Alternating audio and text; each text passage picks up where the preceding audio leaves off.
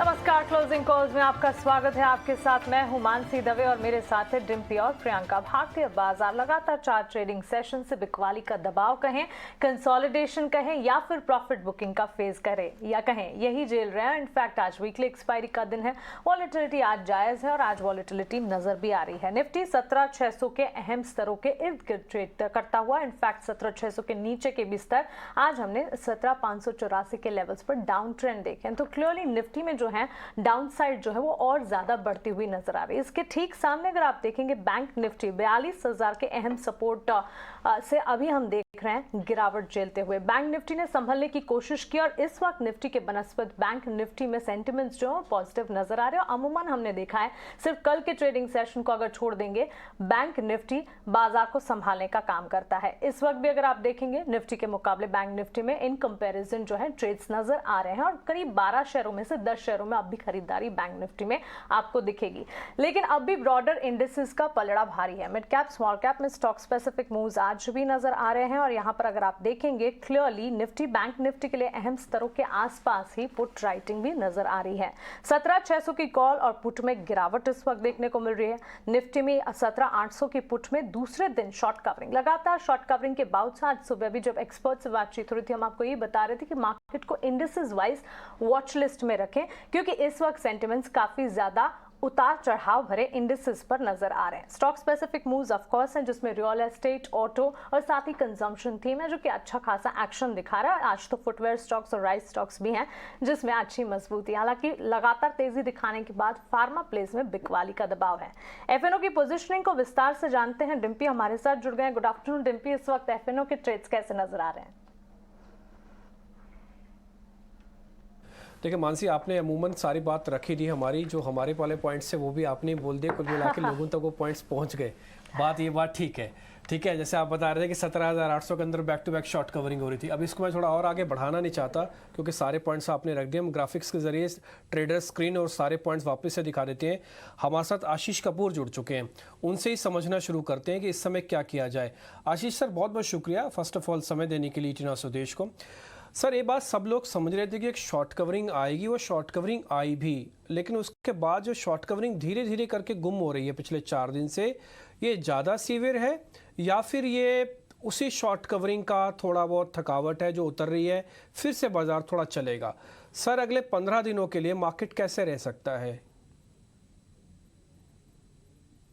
मतलब बहुत छोटी अवधि में हमेशा मार्केट का अनुमान लगाना बहुत ही कठिन, मतलब असंभव काइंड ऑफ चीज है जो आप पूछ रहे हो और जो आप कह रहे हो। पर मेरे मुताबिक जो सुधार हो रहा था उसमें जो परिवर्तन हुआ है पिछले कुछ सेशन में, उसमें एक प्रमुख कारण ये है कि पिछले जो वीकेंड से पहले तक मार्केट ठीक थी। फिर इन्फोसिस के जो रिजल्ट्स आए ये काफी निराशाजनक रहे। इमीडिएटली फिर जो मंडे में उसका फॉल आया, वो पूरा एक तरह से मार्केट का थोड़ा सेंटिमेंट डैम्पनर था। पर मेरे मुताबिक वो काफी हद तक अब्जॉर्ब हो गया है। अब एक तरह से आईटी सेक्टर में हम मान के चल रहे हैं कि रिजल्ट्स अच्छे नहीं आने वाले। अभी शायद 1-2 और तिमाही ऐसे रिजल्ट्स आ भी रहेंगे। अब जो अगले 15 दिन का जो है उसमें काफी ट्रेंड सेटर होगा रिलायंस, जिसके की कल रिजल्ट्स हैं। अगर उसके रिजल्ट्स पे डिपेंड करेगा काफी। पर माय बेस्ट गेस, अगेन जैसे मैं कह रहा हूँ कि छोटी अवधि में करना असंभव है, पर माय बेस्ट गेस इज कि यहाँ से जो थोड़ा बहुत सेंटीमेंट खराब होना था, वो इन्फोसिस के कारण जो होना था वो हो गया। यहाँ से अगले 15 ट्रेडिंग सेशंस इंप्रूवमेंट वापस आनी चाहिए और हमें मेरे मुताबिक 18,000 का जो पड़ाव है उसको पार करना चाहिए अगले 15-20 trading session. Alright, good afternoon Ashish. Ashish, बाजार में अब देखिए एक थोड़ा सा फियर आज से 3 हफ्ते 4 हफ्ते पहले थोड़ा सा लग रहा था जब बड़े बड़े बैंक क्राइसिस हम देख रहे थे यूएस में। उस वक्त आपको लग रहा था कि मंदी का माहौल थोड़ा समय ज़्यादा रहेगा, लेकिन चुपके चुपके इंडियन मार्केट्स में और यूएस मार्केट्स में भी अच्छी खासी तेज़ी देखने को मिली है। क्या वो पूरी तरह से मंदी का डर, थोड़े बहुत कॉशियसनेस का जो एक माइंडसेट बना हुआ था, सेंटिमेंट बना हुआ था, क्या पूरी तरह खत्म हो गया इंडियन मार्केट्स के लिए? क्योंकि अगर आप देखें तो गिरने वालों के अगर जितने स्टॉक्स गिर रहे होते हैं उसके आगे आप 52 वीक हाई को देखें और 52 वीक लो स्टॉक्स को देखें तो of course 52 week high stocks ज्यादा हैं, यानी तेजी ज्यादा दिख रही है स्टॉक्स में। क्या पूरी तरह से एक बार के लिए कह सकते हैं कि मंदी की आशंका स्लो डाउन, बियर सेंटिमेंट, वो कहीं ना कहीं बाजार ने एड्रेस कर लिया है? होपफुली यस, आई थिंक मेरे मुताबिक देखो एक चीज बहुत अच्छी है हिंदुस्तान की मार्केट की यहाँ पे हमें चॉइसेस बहुत हैं। हमारे पास कोई एक सेक्टर नहीं है जिसको कि हमने फॉलो करना है, या एक सेक्टर कोई ऐसा नहीं है जो कि बहुत ज्यादा डोमिनेट करता है मार्केट को। तो ये एक बहुत बड़ा पॉजिटिव है। तो इसलिए यहाँ पे अगर अगर अगर रिसेशन की बात हो तो डिफेंसिव प्लेज हैं। डिफेंसिव प्लेज में अगर आईटी को भी अगर बाहर निकाला जाए तब भी कंजम्पशन के स्टॉक्स हैं, फार्मा के स्टॉक्स हैं जहाँ पे बहुत सालों से बंदी है, वैल्यूएशन अच्छी है। अगर इसको नजरअंदाज किया जाए तो आपका जो टूरिज्म का बूम है वो एक प्ले है, जिसमें कि होटल्स आ रही हैं, आपके पीएसयू स्पेस है जहाँ पे कि बहुत देर बाद एक बहुत अच्छा सेंटिमेंट बिल्डअप हो रहा है। पीएसयू बैंक्स बहुत सालों बाद उनकी लेंडिंग पावर बड़ी अच्छी है, बैलेंस शीट क्लीन है। तो ऐसी बहुत सारी चीजें मिल जाएंगी। जैसे आप कहते हैं कि मतलब Indian market is still stock pickers market. आप में आपको अभी मैन्युफैक्चरिंग का जो पीएलएस से लिंक्ड आ रहा है वो भी वो उसके कारण काफी अच्छी स्टोरीज मिल रही हैं, इन्वेस्टमेंट स्टोरीज मिल रही हैं। तो ओवरऑल मेरा कहने का मतलब है कि अगर आप देखा जाए तो ज्यादातर चांस यही है कि हम बहुत ज्यादा अंतर्राष्ट्रीय मार्केट्स को फॉलो नहीं करने वाले। अब पिछले 1 साल 1.5 साल हमने थोड़ा कर लिया है फॉलो, वहां पे भी अगर देखें तो ओवरऑल हमने आउट परफॉर्म ही किया है। और मेरे मुताबिक अगर थोड़ी बहुत स्थिति सुधरती भी है, अगर स्टेबलाइज भी होती है ग्लोबल सेंटिमेंट, तो यहाँ पे बहुत अच्छी तेजी का माहौल बन सकता है। तो मेरे मुताबिक आपको पॉजिटिव भी रहना चाहिए और यहाँ पर खरीदारी के मौके ढूंढने चाहिए। ठीक है, पॉजिटिव रहना चाहिए और खरीदारी के मौके ढूंढने चाहिए। इस वक्त आशीष जी के पसंदीदा सेक्टर्स जो है आपके स्क्रीन पर आप दिख रहे हैं, उसमें capital goods, cement, PSU bank, realty, IT और फार्मा है। आशीष जी, फार्मा स्पेस ने अच्छा खासा एक्शन दिखाया, अच्छी मजबूती हम देख रहे थे उसमें। प्योर डोमेस्टिक फार्मा प्लेस की अगर बात करें, काफ़ी हद तक हम देख रहे हैं कि वहाँ पर एज डिफेंसिव एक एक्शन भी आ रहा है, मोमेंटम है, डिमांड ऑफकोर्स इन दिनों हम देख ही रहे हैं और इसका एक इम्पैक्ट है जो कि स्टॉक स्पेसिफिक मूवमेंट में बाजार पर भी नजर आ रहा है। अब मैनकाइंड फार्मा जैसी एक बड़ी दिग्गज फार्मा प्ले जिसकी रेवेन्यूज का 97% हिस्सा डोमेस्टिक मार्केट से आता है, वो भी मार्केट में लॉन्च होने वाली है। फार्मा की ग्रोथ स्टोरी आपको कैसी लगती है? थोड़ा और डीप डाइव कर इस पर रोशनी डालें। देखिए मेरे साथ एक फार्मा के साथ आप पूरा एक health care kind of sector आप उसको कह सकते हैं, क्योंकि इसमें ना सिर्फ फार्मा कंपनीज आ रही हैं, आपके जो hospitals, health care, diagnostic centre, इन सब से जुड़ी हुई कंपनीज हैं, उनको भी मैं इसी पूरे एक काइंड ऑफ ब्रॉड थीम में रखूंगा। देखो हुआ क्या है कि तो जैसे आपने बताया कि बिल्कुल एक तो डिफेंसिव है, दूसरा दुनिया भर में कोविड के बाद काफी डर है कि और ऐसे एपिडेमिक्स आएंगे, और आ भी रहे हैं। कई और एनिमल्स में से वायरसेस आ रहे हैं जो ह्यूमंस में आ रहे हैं। तो फार्मा का एक तरह से वो एक इम्पोर्टेंस है। दूसरा क्या है कि जनरली कोविड के बाद people have become health conscious. अपने जो हेल्थ चेकअप्स हैं, जो वेलनेस के प्रोडक्ट्स हैं, उनमें ज्यादा फोकस आ रहा है। तो ये चीजें। और तीसरा क्या है कि किसी कारण फार्मा ने यहाँ पे परफॉर्म नहीं किया। जो 2020 के बाद अगले 2 साल जो रहे उसमें फार्मा ने काफी अंडर परफॉर्म किया, रिजल्ट थोड़े खराब आए फार्मा कंपनीज के। दूसरा यूएस एफडीए के काफी ऑब्जर्वेशंस के कारण कई दिग्गज फार्मा कंपनीज में काफी दबाव रहा। तो मेरे मुताबिक एक वैल्यूएशन कंफर्ट भी है, और दूसरा कि आगे ग्रोथ स्टोरी काफी क्लियर है। एक तो मैन्युफैक्चरिंग का एडवांटेज है केमिकल्स और फार्मा पूरा में। दूसरा जिस तरह से वेलनेस और हेल्थ केयर पे फोकस आ रहा है। तीसरा वैल्यूएशन कंफर्ट है। चौथा मैं ये भी कहूंगा कि यहाँ पे जो प्रोडक्ट रेंज है और जो कंपनीज के जो नए नए आ रहे हैं प्रोडक्ट्स लॉन्च होने, जैसे हमने ठीक बताया डोमेस्टिक मार्केट में बहुत ऐसी नए फॉर्मुलेशंस और नई लॉन्चेस हो रही हैं, तो उसमें भी एक्साइटमेंट है। तो पूरा सेक्टर मेरे मुताबिक रीरेट हो रहा है और यहाँ पे काफी अच्छी अपॉर्चुनिटीज हैं। और अपॉर्चुनिटीज ऐसी हैं जैसे सिप्ला, डीवीज लैब, ऐसी अपॉर्चुनिटीज हैं जो कि मेरे मुताबिक यहाँ से मल्टी ईयर अगर आप रखते हैं तो बहुत अच्छा कैपिटल क्रिएट इन स्टॉक्स ने पहले किया है, और दोबारा आपको अपॉर्चुनिटी मिल रही है इनमें एंटर करने की, और वही दोबारा से उस तरह से कैपिटल एप्रिशिएट आप करने की अपॉर्चुनिटी।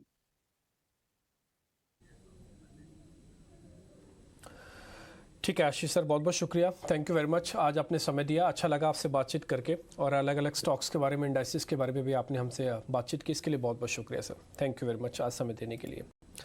इस बीच दो मेहमान मेरे साथ जुड़ रहे हैं, नागराज शेट्टी हैं, साथ ही ओशो कृष्णन है, उन दोनों का स्वागत है आप दोनों का। और आप दोनों से हम कुछ एक टेक्निकल पैटर्न के बेसिस पर समझेंगे कि बाज़ार के अंदर क्या किया जाए, लेकिन उससे पहले ओशो आपसे एक मोटा मोटी व्यू पॉइंट इंडेक्स का। किसी के पास निफ्टी शॉर्ट है वो क्या करे, किसी के पास निफ्टी लॉन्ग है वो क्या करे? डिम्पी, अगर देखिए अभी निफ्टी में देखें तो 2 हफ्तों के बहुत स्ट्रांग रैली के बाद थोड़ा कूल ऑफ आना बनता भी है। सो अभी निफ्टी में थोड़ा पिछले 3-4 दिनों से थोड़ा सा कंसोलिडेशन या एक साइडवेज मूवमेंट देखने को मिल रहा है। बट ओवरऑल जब तक 200 डे एसएमए के ऊपर सस्टेन करता है, जो कि 17,590 के पास है, तब तक मार्केट में कोई भी ज्यादा कॉशन का साइन नहीं दिखाई देता है। सो अभी जब तक भी कोई डिप आता है टुवर्ड्स 17,550 या 600, सो वो एक बाइंग अपॉर्चुनिटी की तरह देखना चाहिए इंट्राडे ट्रेडर्स को। एंड हायर लेवल्स पे 17,700 17,750 का पहला रेजिस्टेंस है। सो अभी के लिए नैरो डाउन होते जा रहा है जोन, 17,500 से लेके 17,700 का इमीडिएट जोन है। इस जोन को ब्रेकआउट करता है तो एक्सपेक्टेड है ज्यादा कि ऊपर की तरफ ब्रेकआउट हो, बिकॉज बहुत दिनों के बाद एक स्लोपिंग ट्रेंड लाइन ब्रेकआउट दिया था पिछले हफ्ते निफ्टी ने। सो एक्सपेक्टेड रहेगा कि उस ट्रेंड लाइन के ऊपर ही पूरा कारोबार रहे, बिकॉज ओवरऑल अगर इतना डीप करेक्शन भी आया है तो उसके पीछे मेजर आईटी काउंटर्स का बहुत ज्यादा योगदान है।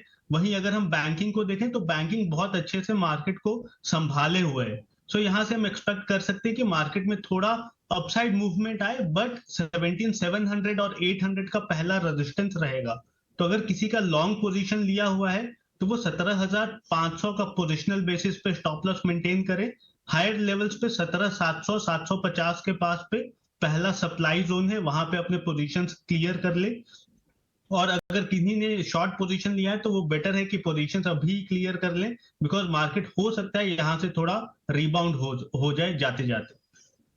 ऑलराइट, तो बाजार वैसे आज क्योंकि वीकली एक्सपायरी भी है और उम्मीद थी कि शायद वोलेटाइल मूव होगी, सिर्फ 100 पॉइंट की रेंज आपको निफ्टी पर दिखी। इनफैक्ट बहुत ही लैकलस्टर सा मूव था। बैंक निफ्टी में भले ही आपको 200-250 पॉइंट की एक रेंज दिखी, लेकिन मेजर समय जो बाजार ने निकाला है वो बहुत ही टाइट रेंज में निकाला है। और ऐसे में नागराज आपका क्या व्यू बन रहा है? 17,600 को तो हमने प्रोटेक्ट किया ही हुआ है। आज ये सिर्फ एक्सपायरी के कारण थोड़ी सी रेंज बाउंड सेशन है, किसी तरह की वॉलेटिलिटी जो एक्सपेक्टेशन थी वो बिल्कुल देखने को नहीं मिली। क्या मूव आगे के लिए अब बाजार लेगा? जी हाँ, लास्ट 3-4 दिन का जो भी चॉपी ट्रेंड मार्केट में एक स्टॉक स्पेसिफिक अपॉर्चुनिटी दे रहा है, और इंडेक्स में ज़्यादा कुछ मोमेंट नहीं है मेरे ख्याल से। तो जो ओवरऑल चार्ट पैटर्न है लास्ट 2-3 दिन का और इंट्राडे का, आप एनालाइज कर सकते हैं कि एक देयर इज अ पॉसिबिलिटी, एक चांस निफ्टी एक डाउनसाइड ब्रेकआउट दे सकता है अराउंड 17,600 का, 580 का। उसके बाद में एक अपसाइड बाउंस देखने को मिलेगा। मेरे ख्याल से चॉपी ट्रेंड कंटिन्यू रहेगा, थोड़ा वीक बायस है, स्टॉक स्पेसिफिक मूवमेंट रहेगा, लेकिन इंडेक्स और इंडेक्स हेवीवेट में थोड़ा कंसोलिडेशन मूवमेंट रह सकता है। लेकिन ये ज़्यादा कुछ नेगेटिव तो नहीं है। लास्ट 3-4 दिन में लो तो प्रोटेक्ट हुआ है, ज़्यादा बड़ा कुछ रिवर्सल तो नहीं दिख रहा है। करीब 16,800 टू 17,800 1,000 पॉइंट निफ्टी जाने के बाद इवन 23% रिट्रेसमेंट भी कंप्लीटली ये नहीं हुआ है। मेरे ख्याल से इनहेरेंट स्ट्रेंथ अच्छा है, लेकिन शॉर्ट टर्म के लिए थोड़ा चॉपी ट्रेंड कंटिन्यू रहेगा।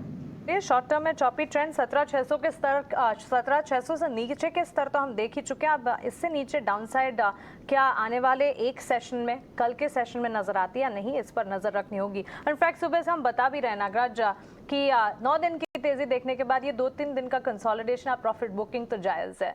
चलिए ट्रेडिंग आइडियाज की तरफ बढ़ते हैं। ओशो, गुड आफ्टरनून, बताइए कौन से स्टॉक्स है इस वक्त आपके रेडार पर?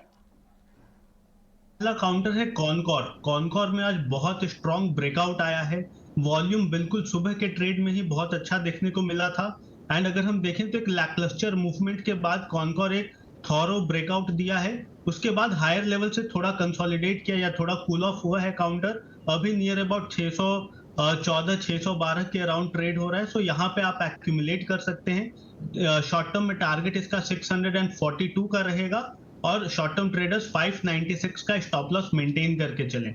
अगर 596 के नीचे जाता है तो इसका जो ब्रेकआउट है वो फॉल्स ब्रेकआउट भी अज्यूम हो सकता है, बट ओवरऑल अगर हम देखें तो बहुत स्ट्रॉन्ग ब्रेकआउट आया है, वॉल्यूम के साथ आया है। सो आने वाले 1 से 2 दिनों में इसका टारगेट अचीव हो जाना चाहिए। सेकेंड काउंटर है फुटवियर इंडस्ट्री से। ट्रेंड में बहुत अच्छा कंसोलिडेशन ब्रेकआउट आया है। आज ओवरऑल जितने भी फुटवियर कंपनीज हैं सब में बहुत अच्छा मूवमेंट है। सो पहला इसमें जो मेजॉरिटी या स्ट्रॉन्ग मूवमेंट देखने को मिल रहा है ट्रेंड में, वो 1380 से 1390 का जो जोन था उसके ऊपर पूरे दिन सस्टेन किया है। सो यहाँ से एक्सपेक्टेशन रहेगा कि ये 1450 का टारगेट आने वाले 1 से 2 दिनों में टेस्ट कर ले, एंड शॉर्ट टर्म ट्रेडर्स के लिए 1342 का स्टॉप लॉस मेंटेन करने की सलाह रहेगी। ओके ठीक है, ट्रेंड आपके लिस्ट में है, कॉनकोर आपके लिस्ट में है। रेलवे काउंटर्स वापस से थोड़े एक्टिव हुए हैं। कल IRCTC पे भी काफ़ी कॉल्स आ रही थी, आज कॉनकोर पे आ रही हैं। ट्रेंड दूसरा एक फेवरेबल सब्जेक्ट है आज का मार्केट का। मिस्टर शेट्टी, आपके आज के ट्रेड कौन से? मेरा आज 2 स्टॉक पिक है। एक RVNL रेल विकास निगम लिमिटेड, आप जैसे आप सही कहा, और दूसरा वाला मेरा है मेट्रो ब्रांड्स। आप RVNL के चार्ट देखोगे कंटिन्यूसली एक रेंज बाउंड एक्शन में था। कई दिनों से एक 80 और 80-50 का एक जो रेसिस्टेंस था वो तोड़ नहीं पाया और कई दिनों से उसका हिट करके नीचे आ रहा था। आज अराउंड वो रेंज में 80 का एक रेंज में ब्रेकआउट देने की कोशिश कर रही है। मेरे ख्याल से इधर से एक अच्छा खासा पॉजिटिव पैटर्न बन रहा है। RSI 60 के ऊपर है, वॉल्यूम भी एक्सपैंड हो रहे हैं ड्यूरिंग अपसाइड ब्रेकआउट। मुझे लगता है कि इधर से लॉन्ग क्रिएट करना चाहिए। अराउंड 76.35 76.40 के आसपास ट्रेड हो रहा है। इधर से उसका ऊपर में अपसाइड टारगेट रहेगा 8150 और 7350 का स्टॉप लॉस रख सकते हैं। दूसरा मेरा मेट्रो ब्रांड, जैसे देख सकते हैं कि metro brand chartically on the weekly time frame बड़ा लंबा कंसोलिडेशन, मतलब लंबा रेजिस्टेंस का एक जोरदार ब्रेकआउट देने की कोशिश की है। अराउंड 820-825 के आसपास अच्छा खासा मोमेंटम पकड़ा है और मुझे लगता है कि ये ओवरऑल अपसाइड ब्रेकआउट वैलिडेट रहेगा। वॉल्यूम के साथ आज मोमेंट दिखने को मिला है और इसको बाई कर सकते हैं। अराउंड 845-50 आसपास ट्रेड हो रहा है। उसका अपसाइड टारगेट रहेगा 895 का और 810 का स्टॉप लॉस रख सकते हैं। ऑलराइट, तो आपने वो सेक्टर्स पिक किए हैं, दोनों ने, इनफैक्ट कॉनकोर भी लिया, उस पर एक बड़ी ब्रोकिंग फर्म आई ओशो ने लिया, और रनिंग सेक्टर्स जो है, ट्रेंडिंग मूविंग सेक्टर्स जो है, उसमें से नागराज आप कॉल्स ले रहे हैं। लेकिन एक बार कुछ और स्पेसेस को भी डिस्कस करते हैं, क्योंकि हमने देखा कि आज होटल स्टॉक्स भी अच्छे चल रहे हैं। अगर होटल है, इनरवेयर्स हैं और साथ ही फुटवेयर्स हैं, इनमें अच्छी मूव है। होटल स्टॉक्स में कोई और स्टॉक जो आपके अभी भी रडार पर ओशो आता हो? इंडियन होटल्स में तो बहुत बड़ी मूव आई नहीं, लेकिन दूसरे स्पेसेस हैं उनमें अच्छी मूव है। इंडियन होटल्स पे क्या व्यू रहेगा? तो जो सबसे पहले काउंटर जो रडार में आया था वो लेमन ट्री है। लेमन ट्री में बहुत अच्छा कंसोलिडेशन ब्रेकआउट कल के दिन ही देखने मिला था एंड आज एक फॉलो अप बाइंग भी देखने को मिला है। सो एक्सपेक्टेड रहेगा, बिकॉज इसका जो इमीडिएट रेजिस्टेंस था 85 के अराउंड, वो उसके ऊपर सस्टेन करते हुए नजर आ रहा है एंड वॉल्यूम के साथ है। सो एक्सपेक्टेशन रहेगा कि ये कल के दिन भी नियर अबाउट 90 के लेवल्स को टेस्ट कर सकता है। लेमन ट्री में बहुत अच्छा वॉल्यूम दिख रहा है, सो ये पहला प्रेफर पिक रहेगा।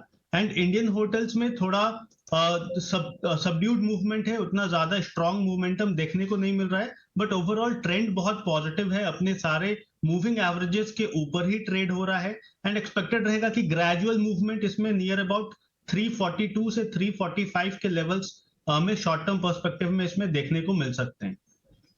तो चलिए, ये राय आपको इंडियन होटल्स पर मिलती हुई अच्छी मजबूती के बीच ट्रेड्स यहाँ पर नजर आ रहे हैं। लेकिन Ram Krishna forgings, casting and forging से जुड़ी कंपनी करीब 5% के अप मूव दिखा रही है और ताज़ा खबर ये आई थी कुछ दिनों पहले कि रामकृष्ण फोर्जिंग और टीटागढ़ वेगन के कंसोर्शियम को लोएस्ट बिडर के तौर पर एक व्हील्ड प्रोजेक्ट के लिए माना गया था। इनफैक्ट ये लोएस्ट बिडर के तौर पर सामने आई थी। उसके ठीक बाद एक मूवमेंट भी नजर आई थी और आज के सत्र में टेक्निकली भी चार्ट स्ट्रक्चर काफी स्ट्रॉन्ग दिख रहे हैं। नागराज, रामकृष्ण फोर्जिंग क्या इस पर आपकी नजर है? और साथ ही एक बार टीटागढ़ वेगन के चार्ट्स भी चेक कीजिएगा। जी हाँ, आप रामकृष्ण फोर्जिंग आरके फोर्ज का चार्ट देखोगे तो कंटिन्यूअस अप ट्रेंड में है और कई महीनों से जो हायर टॉप्स हायर बॉटम जो इंडिकेट करता है, जो ये कहीं ना कहीं एक दर्शाता है कि स्ट्रॉन्ग अपसाइड मोमेंटम जारी रहेगा। रिसेंटली हमने देखे कि एक छोटा सा डाउनवर्ड करेक्शन था और कंसोलिडेशन पैटर्न था, उसका एक आज शानदार अपसाइड ब्रेकआउट दिखने को मिला है। मेरे ख्याल से ये अपवर्ड ट्रेंड कंटिन्यू रहेगा आरके फोर्ज में और उसका नेक्स्ट ओवरहेड रेजिस्टेंस रहेगा अराउंड 350 का। और TWL टिटाग्राफ वैगन भी चार्ट ऑलमोस्ट RK4 जैसा ही है। आप देख सकते हैं कि continuously up trend without showing any reasonable correction, ये कंटिन्यूसली अप ट्रेंड में देख सकते हैं। और आज का जो अपसाइड ब्रेकआउट भले ही 10% के ऊपर है, थोड़ा रिस्क एंड रिवार्ड के हिसाब से थोड़ा तो रिस्क हो रहा है, क्योंकि हाईएस्ट एकदम हायर लेवल में न्यू स्विंग हाई के आसपास ट्रेड हो रहा है। मेरे ख्याल से इधर से थोड़ा कंसोलिडेशन होने का चांसेस है। ओके ठीक है, थोड़ा कंसोलिडेशन होगा, 2-3 दिन से लगातार चल रहा है। आपको पता ही है कि इसके ऑर्डर का बज़ भी काफ़ी स्ट्रॉन्ग था और अब तो हाउसेस ने भी इसको कवर करना शुरू कर दिया। 400 प्लस के टारगेट दिए, 450 का टारगेट था B&K ब्रोकिंग की तरफ से। खैर हम थोड़ा और आगे बढ़ते हैं। आज सुबह हमने अतुल सूरी से बातचीत की थी। अतुल सूरी से हमने मार्केट के बारे में, सेक्टर्स के बारे में बातचीत की, फिर अलग अलग थोड़ा और फाइन ट्यून किया उनसे। लेकिन 2 बाइट आपको हम सुनाते हैं, पहले मार्केट की और दूसरे सेक्टर्स की। उनका अप्रोच क्या है, वो कैसे समझते हैं बाजार को, आपके लिए क्या रख रहे हैं बात, एक बार सुनते हैं उनको। जब मार्केट बेयर फेज में होता है तो 52 वीक लो का बहुत लिस्ट लंबा होता है, और जब बुल फेज होता है तो वो लिस्ट लंबा होता है। तो फिलहाल भाई आप कह सकते हो ना हम बुल फेज में हैं ना बेयर फेज में हैं, हम एक कंसोलिडेशन कर रहे हैं। बट इसमें भी अब आप देखिए कि फॉर हर 10 स्टॉक जो 52 वीक हाई क्रिएट कर रहे हैं, 1 या 2 स्टॉक शायद 52 वीक लो। और ये हिंदुस्तान में नहीं है, ये इवन US में है कि जो इंटरनल्स होते हैं मार्केट के, उससे आप 52 वीक हाई लो एक बहुत सिंपल वे है।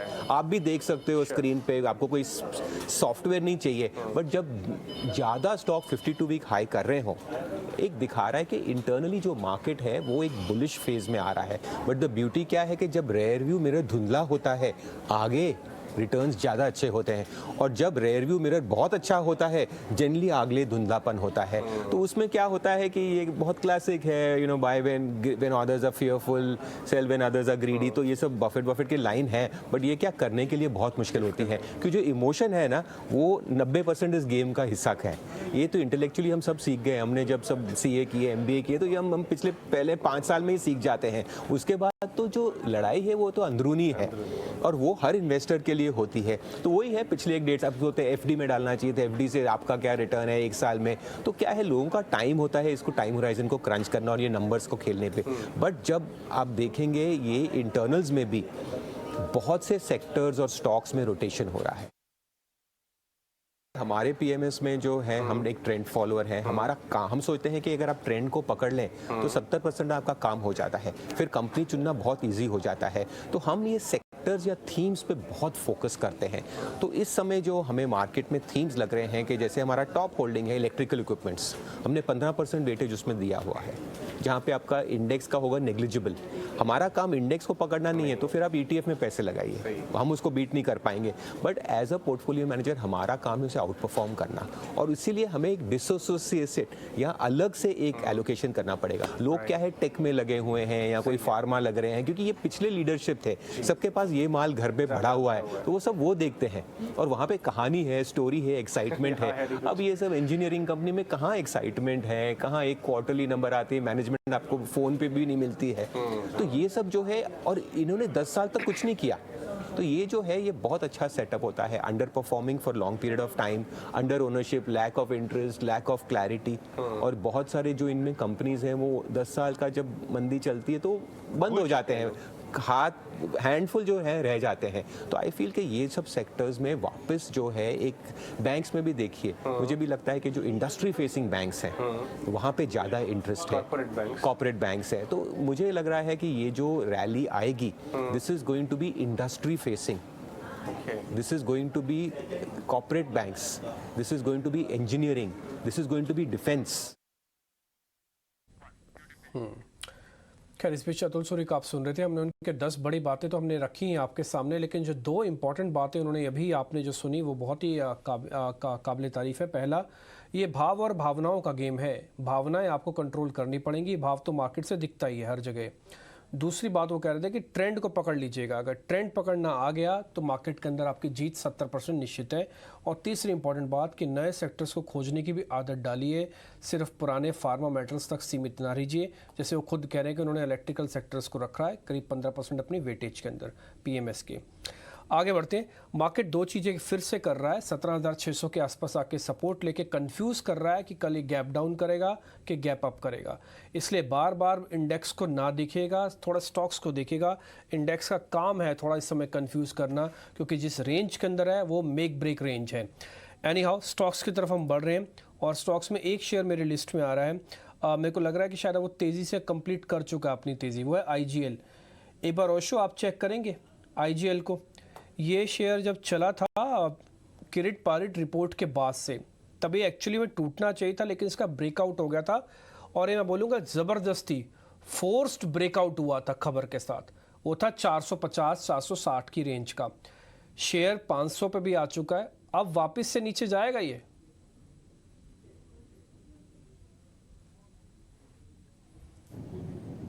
सो अप्रोक्सीमेटली जो 500 का रेंज है वो साइकोलॉजिकल सप्लाई जोन भी है, सो वहां उसे ब्रेक करना एक डिफिकल्ट टास्क है। एंड ओवरऑल अगर टेक्निकल पैरामीटर्स में देखें तो ओवरबॉट पोजीशन में ऑलरेडी ये काउंटर पहुंच चुका है। सो हो सकता है आने वाले कुछ दिनों में थोड़ा ब्रीदर आए इस काउंटर में, थोड़ा नियर अबाउट 470-465 का रेंज हो जहां पे ये करेक्ट हो सकता है। एंड उसके बाद हमें वापस से इसमें बाइंग अपॉर्चुनिटी ढूंढनी चाहिए 500 के इमीडिएट टारगेट के लिए। सो अभी के लिए थोड़ा सा डाउनसाइड या थोड़ा सा करेक्शन हमें इस काउंटर में देखने को मिल सकता है। ओके, ठीक है, तो ये तो IGL पर एक व्यू रहा ओशो का। अब हमारे साथ नरेश मिरानी भी बने हुए हैं, उनसे भी समझते हैं कि वो क्या व्यू बना रहे हैं। नरेश, रेंज में तो है बाजार और पिछले 2-3 दिन से इसी एक बैंड में ही ट्रेड कर रहा है। बहुत बड़ी मूव्स नहीं आई, लैकलस्टर सा ही था और इनफैक्ट एक्सपायरी के दिन, क्या ये एक्सपायरी के बाद की बड़ी मूव बाजार एंटिसिपेट कर रहा है? क्योंकि आप ऊपर की कॉल्स में देखें तो वहां ओपन इंटरेस्ट एडिशन तो है। सो ओवरऑल मेरा मानना यह है कि 1,000 पॉइंट का मूव हुआ नीचे से 16,800 से 17,800 तक, उसके बाद अगर 10 दिन का पॉज आ जाए तो काफी नॉर्मल होगा और अच्छा रहेगा, क्योंकि स्टेप बाय स्टेप मार्केट अगर ट्रेंड करे तो ज्यादा बेटर है। तो अभी 17,400 से 17,800 के रेंज में रहना चाहिए।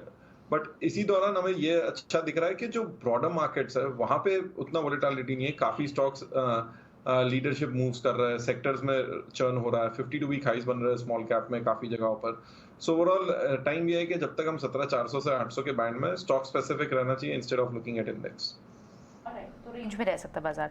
तो ऐसे में आप जो स्पेसिफिक सेक्टर्स की बात कर रहे हैं जहां मूव पॉसिबल है, उन ऐसे कौन से स्पेसेस आप स्टडी कर रहे हैं? कौन सी रिकमेंडेशन आज हमारे व्यूअर्स के साथ शेयर करेंगे? तो सबसे पहले जो होटल स्पेस है वहां पे शॉर्ट टर्म ब्रेकआउट्स दिखाई दे रहा है। कल लेमन ट्री ने ब्रेकआउट दिया था, अब करंटली इंडियन होटल्स ब्रेकआउट दे रहा है 330-35 पे, काफी टाइम से कंसोलिडेट कर रहा है। सो इंडियन होटल्स ने ब्रेकआउट दिया जो एक new 52 week high all time high की तरफ जा सकता है। कैपिटल गुड्स रिलेटेड स्पेस है जहाँ पे L&T अभी भी स्ट्रॉन्ग है, रिलेटिव स्ट्रेंथ काफी है, सो वो एक अच्छा लगता है। और जैसे IDFC लिमिटेड है जो एक शॉर्ट टर्म ब्रेकआउट की तरफ है, नए 52 वीक हाई की तरफ है। सो काफी अलग अलग स्पेसेस में कैपिटल गुड्स, बैंकिंग और होटल्स, ये स्पेसेस में स्टॉक स्पेसिफिक काफी मूव्स दिखाई दे रहा है। राइट, बैंक्स फाइनेंशियल्स हैं, स्टॉक स्पेसिफिक नरेश को इस वक्त बाजार में काफ़ी मूव्स दिखाई दे रहे हैं और ब्रॉडर मार्केट्स में इस वक्त ब्रॉडर इंडेक्सेस में भरोसा कायम। नरेश, आपका शुक्रिया हमारे साथ जुड़ने के लिए और सवालों के जवाब देने के लिए। इस वक्त अगर आप देखेंगे बाजार में ब्रॉडर इंडेक्सेस और stock specific mid cap small cap में कई सारे मौके आपको बनते हुए नजर आएंगे। ऐसे में होटल स्टॉक्स हैं जिस पर नजर रखनी चाहिए। रियल एस्टेट आज एक डाउन साइड देख रहा है, हम बिकवाली का दबाव देख रहे हैं, लेकिन इस बिकवाली को एक अपॉर्चुनिटी के तौर पर भी आप मानकर चल सकते हैं। साइडवेज मोमेंटम वाले स्टॉक्स जैसे कि फुटवेयर सेगमेंट आज चल रहे हैं और पेंट स्टॉक्स में भी एक अच्छा एक्शन देखने को मिला है। ओशो पेंट शेयरों में शानदार चमक है। इंडिगो पेंट से इसकी शुरुआत हुई थी, 8% की तेजी वहां हम देख रहे हैं। एशियन पेंट्स, कंजाइन, अरोले की सारे के सारे स्टॉक्स में एक इम्पैक्ट यहाँ पर क्रूड के साथ जुड़े हुए हैं ये सेगमेंट्स जैसे कि सीमेंट, पेंट। और इस वक्त अगर आप देखें कच्चे तेल की चाल जो है $81-82 अ barrel, sideways move, almost 2% down trend नजर आ रहा है। पेंट शेयरों की इस तेजी को कैसे देखा जाए? ओवरऑल देखें तो पेंट सेक्टर अभी भी साइडवेज मूवमेंट में ही है। एशियन पेंट में अभी भी देखें तो थोड़ा सा 2 दिनों में बहुत अच्छा तेजी आया था, कल थोड़ा करेक्शन हुआ, आज वापस से रिबाउंड कर रहा है काउंटर। सो बहुत स्ट्रॉन्ग मोमेंटम नहीं है। नो डाउट इंडिगो पेंट्स इकलौता पेंटिंग कंपनी है जिसमें आज मैसिवली ब्रेकआउट देखने को मिला है। सो उसमें हो सकता है आने वाले कुछ दिनों में थोड़ा और फॉलो बाइंग देखने को मिल सकता है। बट ओवरऑल अगर हम देखें बर्जर पेंट भी अभी साइडवेज मूवमेंट ही दिखा रहा है। तो जब तक ये मेजॉरिटी जो मेन लीडर है एशियन पेंट, बर्जर पेंट, ये सब जब तक अपने 200 डे SMA के ऊपर नहीं निकलेंगे तब तक थोड़ा इसमें बुलिश अप्रोच रखना डिफिकल्ट होगा। बट नो डाउट हमें इंट्राडे पे या फिर शॉर्ट टर्म ट्रेडिंग पर्सपेक्टिव पे बहुत सारे स्विंग ट्रेड्स इसमें मिल सकते हैं बेस्ड ऑन स्पेकुलेशन या फिर न्यूज जो भी रहते हैं मार्केट में। सो अभी अगर हम देखें तो साइडवेज मूवमेंट ही है ओवरऑल पेंट कंपनीज में। मोमेंटम इस वक्त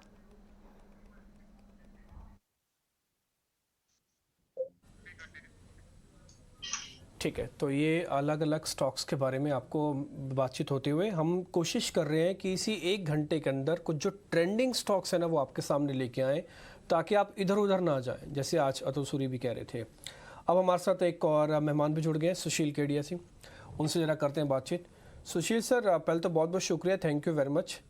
आज से ठीक 4-5 दिन पहले सर आप हमारे साथ जुड़े थे, आपने कहा था कि बाज़ार थोड़ा ओवर स्ट्रेच लग रहा है और मेरे को ऐसा लगता है कि बाज़ार थोड़ा नीचे आ सकता है। सर आपकी वाणी उस समय सरस्वती थी, आपने बोला ये चौथा दिन है जब बाज़ार नीचे आ रहा है। सर आपकी मनोकामना पूर्ण होगी या अभी भी और नीचे जाएगा बाज़ार? देखिए, हम तो बाजार से मनोकामना कुछ करते ही नहीं है, बाजार ही हमारे लिए मनोकामना देवी है। जो बाजार की मनोकामना हमको उसके साथ चलना है। तो बाजार उस वक्त भारी लग रहा था और अब बाजार ने कंफर्मेशन दे दिया है कि निफ्टी ने गिरना शुरू कर दिया है। Down trend on Nifty is confirmed, ठीक है। और बैंक निफ्टी हमेशा की तरह थोड़ा थोड़ा निफ्टी के पीछे पीछे हिला रही है। तो निफ्टी पे तो हम ऑलरेडी 2 दिन से शॉर्ट है। और बैंक निफ्टी, अगर ये चार्ट आपके साथ शायद अभी तक शेयर नहीं हो पाई है, आज आपके पीसीआर ने स्क्रीन शेयर नहीं किया, चलिए अगर वो दे देंगे बीच में तो मैं चार्ट दिखा दूंगा। बैंक निफ्टी अगर आज बंद होते होते अगर 42,190 के नीचे बंद होगी तो हम आज इस पर भी घर शॉर्ट लेकर जाएंगे। और अगर कल ये 42,330 के ऊपर बंद नहीं होगी तो हम कल शॉर्ट कर देंगे। बैंक निफ्टी हमेशा ही निफ्टी से कुछ दिन पीछे रह जाती है और एक इल्यूजन ऑफ स्ट्रेंथ क्रिएट करती है। अभी भी ये कॉल प्रीएम्प्टिव है क्योंकि कंफर्मेशन तो या तो आज की क्लोजिंग में कल आएगा, और अगर ये कंफर्मेशन आ जाता है तो आईसीआईसीआई और एचडीएफसी मुझे लगता है 25% तक भी गिर सकते हैं। एक ही रात में नहीं गिरेंगे, टाइम लगेगा, टुकड़े टुकड़े में चाल आएगी। तो जितने भी लार्ज ग्लैमरस बैंक्स हैं उनको हम दबा के बेचेंगे, पर एक भी छोटे वाले बैंक को हम बेचेंगे नहीं। उनको हम इस करेक्शन के दौरान, अगर आपको स्मॉल बैंक्स में आउट परफॉर्मेंस नजर आए कि वो बड़े बैंक की तुलना में बहुत कम गिर रहे हैं, तो मेरी बात को तब याद कीजिएगा। ये आने वाली भयंकर तेजी जो छोटे बैंक्स में आएगी उसका सूचक होगा, और जब वो होगा उस सप्ताह में हम आपको तब अपडेट करेंगे। जितने भी छोटे बैंक्स हैं, मुझे लगता है इस बड़े करेक्शन के बाद बैंकिंग सेक्टर के 50% से 100% तक बढ़ने के लिए सारे ही बैंक्स तैयार है, छोटे वाले। तो हम सिर्फ बड़े बैंकों को बेचेंगे। ओके सुशील जी, आप दो तरह की यहाँ पर बात समझ आ रही है, यानी आप कह रहे हैं कि दो तरफ का बाजार है, एक बार गिरेगा और उसके बाद ऊपर जाएगा। और एक और चीज, हमारे पीसीआर ने आपको स्क्रीन शेयर की हुई है, आपको सिर्फ एक्टिवेट करनी है। हो गई होगी, मैं कर देता हूँ जी। नहीं, अभी तक नहीं हुआ, कोई बात नहीं। तो मेरा Okay. सवाल जी जी पूछिए।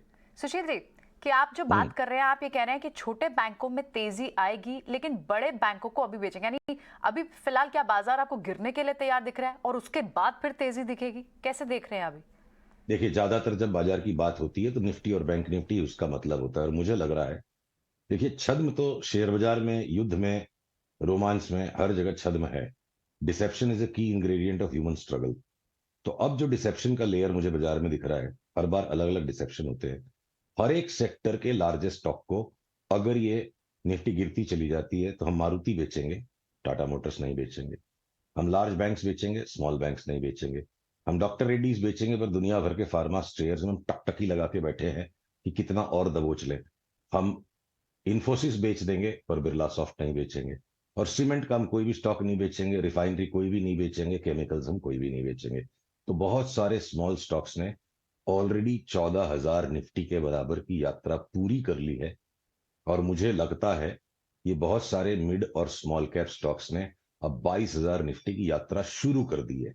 पर ये लार्ज कैप स्टॉक्स जो पीछे चल रहे हैं, जिन्होंने लगातार आउट परफॉर्मेंस मेंटेन करके निफ्टी को ज्यादा घटने नहीं दिया और अंदर के सब स्टॉक्स बुरी तरह टूट गए, अब वो अंदर वाले स्टॉक्स चलना शुरू हो चुके हैं। और जिन्होंने आउट परफॉर्मेंस का इल्यूजन क्रिएट करके रखा था, वो अंदर वाले स्टॉक्स चलना शुरू हो चुके हैं। और जिन्होंने आउट परफॉर्मेंस का इल्यूजन क्रिएट करके रखा था, वो अंदर वाले स्टॉक्स चलना शुरू हो चुके हैं। और जिन्होंने आउट परफॉर्मेंस का इल्यूजन क्रिएट करके रखा था, वो एक बार आखिरी स्वाहा करेंगे तब ये यज्ञ पूरा होगा। पर ये लार्ज कैप्स को गिरता हुआ देख के हर कोई जाके अपने स्मॉल फार्मा भी बेच देगा, सीमेंट भी बेच देगा, स्मॉल बैंक्स भी बेच देगा, तो वहां भूल हो जाएगी। पिछले हफ्ते जब एक अंतिम बड़ा तीक्ष्ण करेक्शन लार्ज कैप्स में बनने की पूरी संभावना है, और वो हो जाता है तो उसके बाद मुझे लगता है 2024 का इलेक्शन आते आते हमारा बाजार कितना तेज हो जाएगा, इस वक्त कल्पना करना अनुचित होगा। ओके, एक बड़ा करेक्शन इस वक्त आने के आसार इस वक्त हैवी वेट्स में तो नजर आ रहे हैं। लेकिन सुशील जी, पिछले हफ्ते जब आप जुड़े थे, सीधे तौर पर बेबाक राय आपने दी थी सीमेंट पर, आपने कहा था बिल्कुल नहीं बेचेंगे। तब से लेकर अब तक, इनफैक्ट तब भी सीमेंट शेयर्स चल रहे थे और आज भी सेंटिमेंट्स जो है पॉजिटिव, चाहे फिर हैवी वेट्स हो या फिर मिड कैप सीमेंट प्लेयर्स हो। आपकी बात तो सच है, ब्रॉडर इंडिसेस में मिड कैप स्मॉल कैप में मौके हैं, और बाजार की इस गिरावट से डरकर कहीं वहां से हमारे व्यूअर्स जो निकल ना जाएं, इस पर आपकी एडवाइस काफी हद तक एक गोल्डन एडवाइस के तौर पर साबित हो रही है। फिर मिड कैप में और कहां पर एंट्री पॉइंट्स बन रहे हैं ये भी बताइए सुशील जी। ट्रेड कहां पर बनता है आपके हिसाब से? देखिए, ट्रेड तो अब आप 1 घंटे का सौदा अगर कर रही हैं तो वो मेरे पास टेलीविजन पे बताने के लिए नहीं है, पर यहां से लेकर जो अगले हफ्ते नॉर्मली तक आप ट्रेड इन्वेस्टमेंट्स बता करते सकते हैं, पोजिशनल ट्रेड्स बताइए आपके हिसाब से। हैं, जो इन्वेस्टमेंट्स करने वाले लोग हैं, केमिकल्स में दुनिया भर के स्टॉक्स हैं ऑलमोस्ट सारे, कुछ को छोड़ के, फर्टिलाइजर्स में, रिफाइनरीज में, ये सब मेरे को लगता है 12-14 हजार की निफ्टी का स्तर बनाने के बाद अपनी 22 हजार की चाल शुरू कर चुके। सीमेंट भी उसमें शामिल है। एक ही अपवाद है सीमेंट में, अल्ट्रासेनको। जैसा कि मैंने कहा, हर एक सेक्टर के लार्जेस्ट स्टॉक को नीचे आना है निफ्टी की मंदी को जस्टिफाई करने, और छोटे वाले स्टॉक्स, निफ्टी 10% घटेगी, छोटे वाले स्टॉक 5% घटेंगे। निफ्टी में बीच में 5% की रैली आएगी, ये छोटे स्टॉक्स 20-20% बढ़ जाएंगे। जब तक निफ्टी का फाइनल बॉटम होगा, छोटे वाले स्टॉक्स आज के लेवल से 30% ऊपर होंगे, और फिर भी आपको शेयर बाजार मंदा लगेगा। यही छद्म, इसी छद्म को पकड़ने की हम कोशिश कर रहे हैं। तो अल्ट्रासेन को भी आप बेचिए, बाकी कोई सीमेंट नहीं बेचना है। तो अब दुनिया भर के स्टॉक्स हैं, वो ओवर ए टाइम उनका डिस्कशन हो सकता है। लार्ज लिक्विड स्पेस में ही ट्रेडिंग हो सकती है, तो उस पर फोकस रखते हैं। हर एक सेक्टर के लार्जेस्ट 1-2 स्टॉक को जैसे जैसे निफ्टी घटती जाए बेचते चले जाइए। डॉलर इंडेक्स बेतहाशा भाग सकती है, 102 के ऊपर बंद आते ही हम और ज्यादा मजबूत मंदी का मन बना लेंगे। और US interest rates, the worst is yet to come. वो फेड ने सॉफ्टनिंग शुरू कर दिया, कोरिया ने, इंडिया ने शुरू कर दिया, तो इसका मतलब ये थोड़े कि वो रिवर्स नहीं हो सकते। तो इंटरेस्ट रेट्स की जो चार्ट्स हैं वो बता रही है, the worst in interest rates is yet to come. ठीक है सुशील सर, मेरे को कुछ नया आपसे नहीं पूछना। मेरे को सिर्फ आपने जो पहली बात बताई कि आपने निफ्टी शॉर्ट कर रखा है 2 दिन से, और बैंक निफ्टी आप शॉर्ट करेंगे 42,190 के नीचे आके, तो मेरे को आप इसके टारगेट दे सकते हैं सर? आपका टारगेट क्या है निफ्टी का? कब आप अपने सौदे को वाइंड कर लेंगे, बंद कर देंगे? ऐसा वैसा है, ये टारगेट वारगेट ने बिल्कुल मन गढ़ंत बातें हैं। बाजार का कोई टारगेट नहीं होता। बाजार भगवान के बाद बाजार का ही इंपॉर्टेंस है। मैं मेरे जीवन का टारगेट फिक्स कर सकता हूं कि मुझे कितना पैसा खोना उचित है, इससे ज्यादा मैं नहीं करूंगा। मैं भगवान का फैसला कैसे करूं? कोई हद मंदी की हो सकता है 15,000 भी तोड़ दे, और उसके पहले 4 बार सौदे कटेंगे, 4 बार वापस रिबाउंड में आप बेचोगे। तो मेरी प्रार्थना है आपके सभी दर्शकों से, ये टारगेट के गोरख धंधे में ना फंसिए।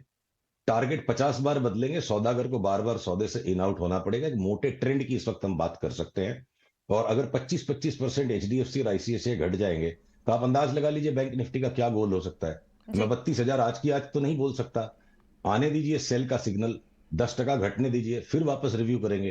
पर मुझे कोई आश्चर्य नहीं होगा कि बैंक निफ्टी 25% घट जाए, क्योंकि 2 लार्जेस्ट स्टॉक 52% की वेटेज रखते हैं, और हो सकता है कि निफ्टी उस दौर में 17-18% घट जाए। तो बड़ी जगह है नीचे की इंडाइसेस पे, और फिर भी बहुत सारे स्मॉल कैप स्टॉक्स पकड़ के बैठने लायक है। ओके, ये मोटी बात है जी, वेरी इंटरेस्टिंग। सुशील, अगर आप बोल रहे हैं कि 25% बैंक निफ्टी पर भी कट पॉसिबल है और 17-18% निफ्टी पर, आपने बहुत सारे स्पेसेस की स्ट्रेंथ की बात की। बहुत स्ट्रेट फॉरवर्ड और शॉर्ट क्वेश्चन मैं पूछूंगी आपसे, आपको मिलने का मौका ज्यादा मिले। टेक्नोलॉजी स्पेस पर आपने कहा कि हम बिरला सॉफ्ट को रखेंगे और बाकियों को बेचेंगे, और लास्ट जब भी बात हुई आपने कहा है कि टेक्नोलॉजी स्टॉक्स में शायद अब गिरावट बंद हो गई है, लेकिन अब क्या व्यू बन रहा है? नहीं, अब इन्फोसिस ने अगर अपना प्रायर लो तोड़ दिया तो वीकनेस तो रिज्यूम हो गई। तो इस वक्त हम लार्ज कैप आईटी स्टॉक्स में लेने की जरूरत नहीं करेंगे, इसको वॉच करना होगा। और जब तक इसमें कोई बाई का सिग्नल नहीं बनता, नेचुरल सेल्स है इस वक्त। मोमेंटम को जिसको खेलना है, जिसको रोज की ट्रेडिंग करनी है, तो लार्ज आईटी के अंदर कोई लेके पैसे बनाने लायक इस वक्त चार्ट नहीं है, असमंजस है वहां पर। और ये असमंजस, ये संशय जो है, ये अक्सर नीचे की ही तरफ लुढ़क जाते हैं। तो ओवरसोल्ड है बोलकर वहां अभी हिमाकत करने की मेरी इच्छा नहीं है चार्ट्स पे। क्या पता शायद अगले वीक तक कोई दृष्टिकोण क्लियर और स्पष्ट मिल जाए, पर वीकनेस ही है अब लार्ज आईटी में। और देखिए आज S&P 500 ने भी ऑलरेडी सेल सिग्नल दे दिया है, कल से वहां भी मंदी का भाषण शुरू हो जाएगा। यूरोपियन मार्केट्स सेल ऑफ करने के लिए रेडी है, गोल्ड सिल्वर भी नीचे उतरने को रेडी है। तो एक ये जो वॉलेटिलिटी इंडेक्स को इतना नीचे तक हमने दबा दिया है। एक अंतिम बात मैं कहना चाहूंगा, इंडियन विक्स अगर 17 के ऊपर बंद आ जाए किसी दिन, तो एक बार फिलहाल तेजी भूल के सारे large caps left right and centre बेचिए। ये आखिरी करेक्शन लगता है मुझे इस 1.5-2 साल के पड़ाव का, जिसके बाद वापस धुआंधार तेजी आएगी। बस डीप करेक्शन में बचना बहुत जरूरी है। सुशील जी सही कह रहे हैं। इनफैक्ट आईटी तो इस वक्त रिस्की ट्रेड नजर आ ही रहा है, इसे वॉच लिस्ट में ही रखा जाए, ये राय। Thanks for being with us Sushil ji, बहुत अच्छा लगा आपसे बात करके और अगले हफ्ते फिर से आपसे मुलाकात होगी और तब देखेंगे कौन से स्पेसेस हैं जो आपके रेडार पर हैं। इस वक्त छोटे मझोले शेयरों पर खास तौर से नजरिया बरकरार है हमारे टेक्निकल एक्सपर्ट्स का। अब सुशील केडिया भी कह रहे हैं कि छोटे मझोले शेयरों पर आगे तेजी का नजरिया बरकरार रह सकता है। इंडेक्सेस को वॉच लिस्ट में ही रखें, वॉलेटिलिटी इंडेक्स पर खास ध्यान रखें और साथ ही सेक्टर स्पेसिफिक मूव्स में सीमेंट इन्हें खास तौर से पसंद आ रहा है। लेकिन चलिए आगे बढ़ते हैं। डीलिंग रूम चेक, खबर गर्म है सेगमेंट है हमारा अगला, और ये लेकर हर रोज की तरह शरद हमारे साथ जुड़ गए हैं। शरद बताएं कौन से 3 शेयर्स आज भी कल ही की तरह बोनस शेयर्स हमें देने वाले हैं? नहीं, आज उतना ज़्यादा न्यूज़ फ्लो नहीं हुआ है, लेकिन हाँ मैं बता देता हूँ, कल हमने पॉइंट आउट किया था IDFC और हमने कहा था कि जो IDFC और IDFC फर्स्ट बैंक की जो मर्जर की प्रोसेस है, उनकी जो लीगल काम है उसमें तेज़ी पकड़ी गई है। और ये आज जो है हम बता सकते हैं कि IDFC फर्स्ट बैंक में जो है एक फॉलो ऑन न्यूज़ हो रही है और यहाँ पे डोमेस्टिक फंड हाउसेस का बाइंग स्टार्ट हो गया है। और अब याद रखिए कॉर्पोरेट एक्शन भी जो है थोड़ी जल्द अनाउंसमेंट हो सकती है और उसका जो इम्पैक्ट है उसमें जो है ब्लॉक डील्स देखने मिल सकती है और वो इस करंट प्राइस रेंज में भी हो सकती है। तो IDFC और IDFC फर्स्ट बैंक, इन दोनों स्टॉक्स को जो है हमने रडार पे पकड़ा है पिछले 2 दिन से। तो ये जो है आप ज़रूर रखिएगा अपने फोकस में। ये हमारी बातचीत होती रहती है एनालिस्ट लोग के साथ, डीलर्स लोग के साथ, बाज़ार के लोगों के साथ, तो उस पर फोकस रखते हैं। दूसरा स्टॉक फोकस में रहेगा SKF का। यहाँ पे HNI बाइंग देखने मिली है, वॉल्यूम्स भी देखें तो लगभग 6 गुना बढ़ चुके हैं अपने 20 दिन के एवरेज को। और जो चौथे तिमाही के नतीजे आने वाले हैं, ऑफकोर्स एक्सपोर्ट्स थोड़े म्यूटेड रहेंगे, लेकिन जो डोमेस्टिक बिजनेस है ऑटो का और इंडस्ट्रियल का वो बहुत स्ट्रांग रहने वाला है। और हमने जो है ब्रोकरेज हाउसेस से बात की और उन्होंने कहा कि जो उनके जितने भी पेयर सेट हैं उनसे सबसे ज़्यादा जो है एबिडा ग्रोथ जो है ये कंपनी दिखाने वाली है। तो ऑफकोर्स SKF और IDFC फर्स्ट बैंक जो है आप अपने रडार में रखिएगा।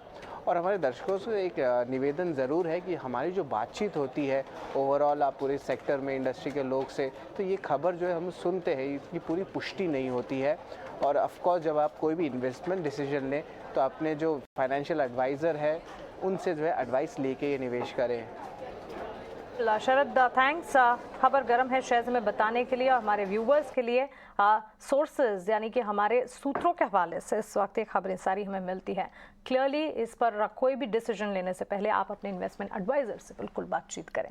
बैंक्स एंड फाइनेंशियल्स फोकस में है, लेकिन ओशो अभी NRB बेरिंग्स, SKF, शैफलर जैसे स्टॉक्स, ये बेरिंग रिलेटेड स्टॉक्स हैं, ऑटो एंसिलरी पर खास तौर से फोकस है।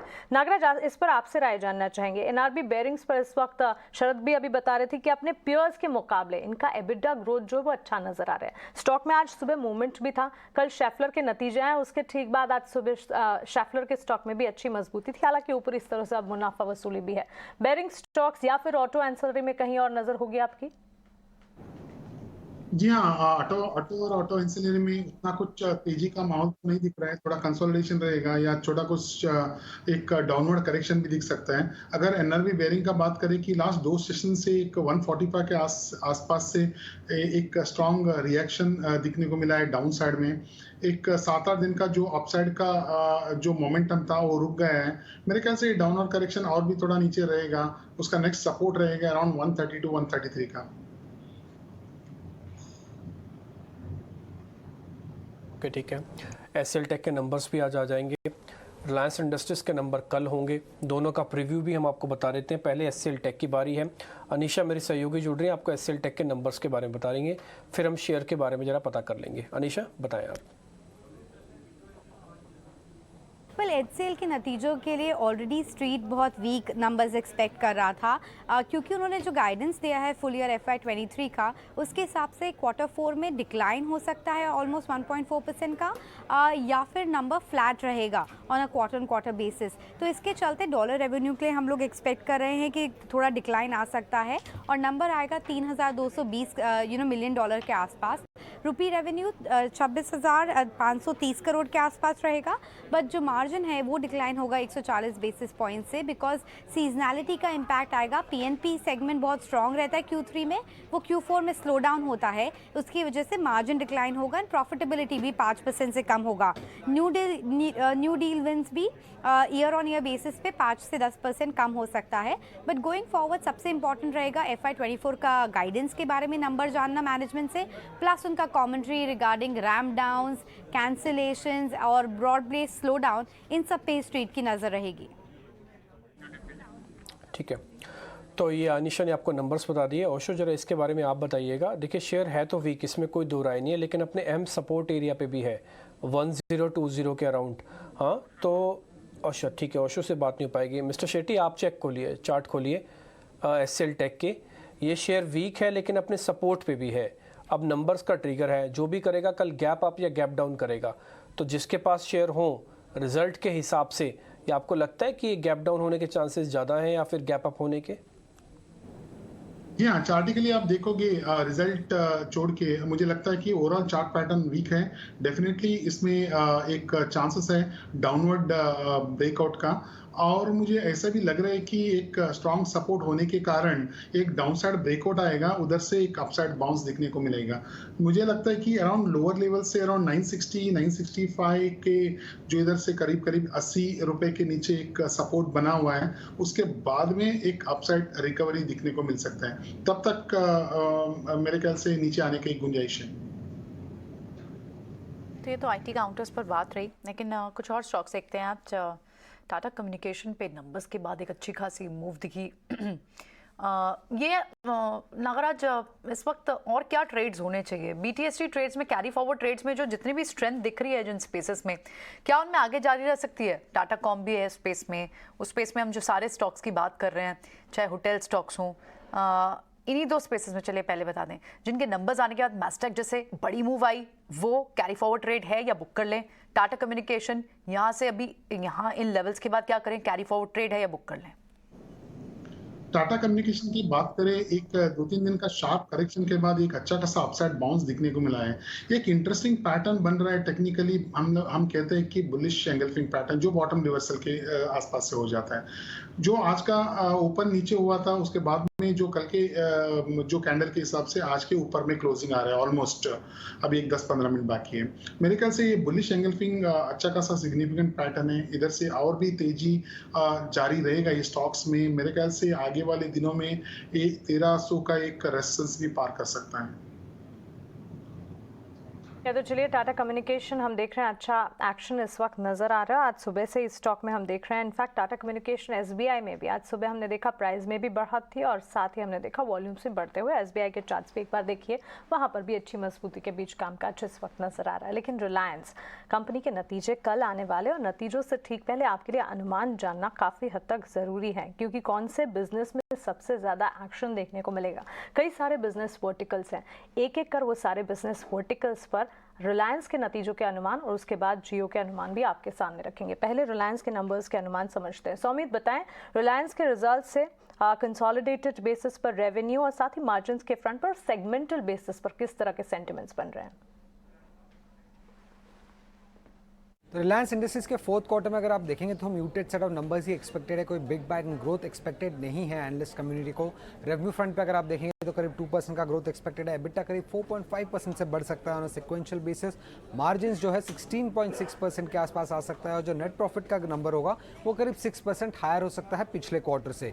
अब अगर हम सेगमेंट वाइज देखें तो O2C सेगमेंट जो है वही सेगमेंट ग्रोथ लीड करने वाला है, क्योंकि उसी सेगमेंट में सबसे हाईएस्ट EBITDA ग्रोथ एक्सपेक्टेड है, करीब 9% का ऑन सिक्वेंशियल बेसिस। क्योंकि फोर्थ क्वार्टर में अगर आप देखेंगे तो रिफाइनिंग मार्जिन्स स्टेडी थे और पेट्रोकेमिकल मार्जिन्स भी इंप्रूव हुए थे। अब पेट्रोकेमिकल मार्जिन्स इसलिए भी इंप्रूव हुए थे क्योंकि जो एनर्जी कॉस्ट था फोर्थ क्वार्टर में वो थोड़ा लोअर साइड पे था। अब गैस एक्सप्लोरेशन बिजनेस की अगर हम बात करें तो वहाँ पे करीब 4% का EBITDA ग्रोथ एक्सपेक्टेड है और ये प्योरली हायर वॉल्यूम्स के दम पे देखने को मिलेगा क्योंकि प्राइसेस जो थे on sequential basis pretty much stable रहे हैं। रिटेल सेगमेंट की अगर हम बात करें तो वहाँ पे जितना भी ग्रोथ दिख रहा है रेवेन्यू में करीब 3% का और EBITDA फ्रंट पे करीब 4% का ग्रोथ एक्सपेक्टेड है ऑन सिक्वेंशियल बेसिस और ये प्योरली स्टोर एडिशंस के दम पे और ऑपरेटिंग लेवरेज के दम पे हमें ये ग्रोथ देखने को मिल रहा है। तो कंसोलिडेटेड बेसिस पे अगर हम देखें तो O2C सेगमेंट जो है वो ग्रोथ लीड करने वाला है फोर्थ क्वार्टर FY23 में।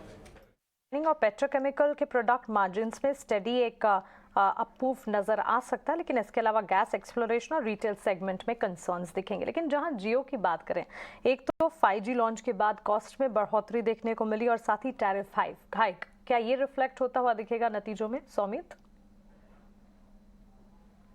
रिलायंस जो कि टेलीकॉम आर्म है रिलायंस इंडस्ट्रीज का, उससे अगर आप देखेंगे तो काफ़ी weak set of numbers expected है। रेवेन्यू सिर्फ 2% से बढ़ेगा, EBITDA ग्रोथ भी करीब 2% के आसपास होगा और नेट प्रॉफिट अगर आप देखेंगे तो लार्जली फ्लैट रहेगा ऑन सिक्वेंशियल बेसिस। इनफैक्ट जो कंपनी की EBITDA और नेट प्रॉफिट ग्रोथ होगी वो स्लोएस्ट एवर होगी लिस्टिंग से लेके अब तक। आरपू जो कि की नंबर है कोई भी टेलीकॉम कंपनी के लिए, वो करीब 179 रुपीज़ के आसपास आ सकता है और सब्सक्राइबर बेस जो है वो ग्रो होकर करीब 43.9 करोड़ के आसपास की एक्सपेक्टेशंस है कम्युनिटी की। अब जो भी ग्रोथ देखने को मिल रहा है करीब 2% का रेवेन्यू फ्रंट पे और 2% का EBITDA फ्रंट पे, वो प्योरली सब्सक्राइबर एडिशन के दम पे देखने मिल रहा है। और ये जो लोअर ग्रोथ इसलिए हो रही है कंपनी में क्योंकि अगर आप देखेंगे तो कोई भी टैरिफ हाइक नहीं हुआ था, तो कोई मेजर रीज़न एज सच नहीं है बड़ा ग्रोथ एक्सपेक्ट करने का रिलायंस जियो से। और उसी के साथ कॉस्ट फ्रंट पे थोड़ा बहुत ज़्यादा एक्सपेंसेस हुए रहेंगे कंपनी के लिए क्योंकि 5G लॉन्च करने के बाद थोड़े एक्सपेंसेस शूट अप हो चुके हैं कंपनी के लिए। अब नेट प्रॉफिट ग्रोथ इसलिए भी कम आ रहा है क्योंकि फाइनेंस कॉस्ट हायर साइड पे होने की एक्सपेक्टेशंस है क्योंकि स्पेक्ट्रम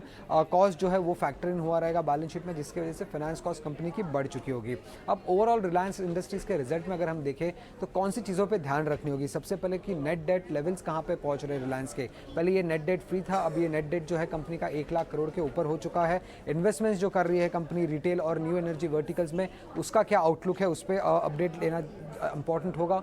जियो फाइनेंशियल्स का जो डीमर्जर है उस पर क्या अब तक अपडेट हो चुका है, क्या नए अनाउंसमेंट्स आ रहे हैं कंपनी में, उसकी तरफ से वो भी ट्रैक करना होगा। और जो भी एक्विजिशंस कंपनी ने किए हैं फोर्थ क्वार्टर पे, उसके बारे में क्या कंपनी के प्लान से आगे चलते वो ट्रैक करना इंपॉर्टेंट होगा। और टेलीकॉम बिजनेस में आरपो ट्रेजेक्ट्री कैसा रहा है, 5G मोनेटाइजेशन प्लान क्या है आगे चल के, और 5G में कैसा ट्रैक्शन देखने मिल रहा है, कितने यूजर एडिशंस हुए हैं कंपनी के, ये सब ट्रैक करना इंपॉर्टेंट होगा रिलायंस इंडस्ट्रीज के रिजल्ट से। ठीक है, दो अलग अलग हिस्सों में हमने आपको रिलायंस के नंबर बताया। एक तो जियो के नंबर आएंगे भी ऐसे ही, हाँ पहले जियो के नंबर आएंगे बाद में रिलायंस के नंबर आएंगे, इसलिए दोनों को हमने सेपरेट आपके लिए कर दिया। लेकिन इम्पैक्ट एक ही शेयर का होगा, वह रिलायंस इंडस्ट्रीज़ का। एक बार मिस्टर शेट्टी आप देखेंगे रिलायंस इंडस्ट्रीज़ ये साइडवेज ही रहने वाला है या फिर कुछ ब्रेकआउट हो सकता है? जी हाँ, 2200 से एक अपसाइड रैली देने के बाद ऑलमोस्ट 2450 के आसपास स्टैग्नेट हुआ है। लास्ट 7-8 दिन से एक रेंज बाउंड मूवमेंट में ये स्टॉक चल रहा है। मुझे लगता है कि एक नीचे की तरफ एक झटका आएगा अराउंड 2280 के आसपास, एक अच्छा खासा सपोर्ट है, उधर तक एक डाउन साइड ब्रेकआउट आ सकता है। उसके बाद में एक अपसाइड बाउंस दिखने को मिलेगा। पहले नीचे रहेगा, उसके बाद में अपसाइड एक आने की गुंजाइश है मुझे। Nagraj, very quickly Jubilant Food पर हमने देखा काफ़ी समय से कंसोलिडेशन रेंज में रहा, लेकिन अब इस रेंज के ऊपर भी आ रहा है। ये स्टॉक पर कई सारी फंडामेंटल ट्रिगर्स और ब्रोकरेज रिपोर्ट्स भी हैं। जुबिलेंट फूड में तेज़ी जारी रहेगी, क्या ये अपसाइड और दे सकता है?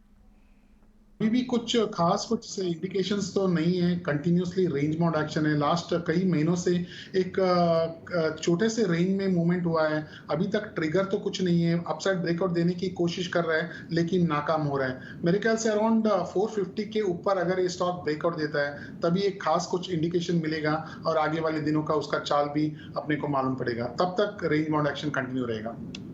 एक्शन होगा। लेकिन दूसरे जो स्पेसेस हैं जिसमें हमने देखा कि मैस्टैक जैसे स्टॉक्स में बड़ी मूव दिखी। आप कंटेनर कॉर्प में देखें तो वहाँ पर एक ब्रोकरेज रिपोर्ट थी जिसके कारण बड़ी मूव थी।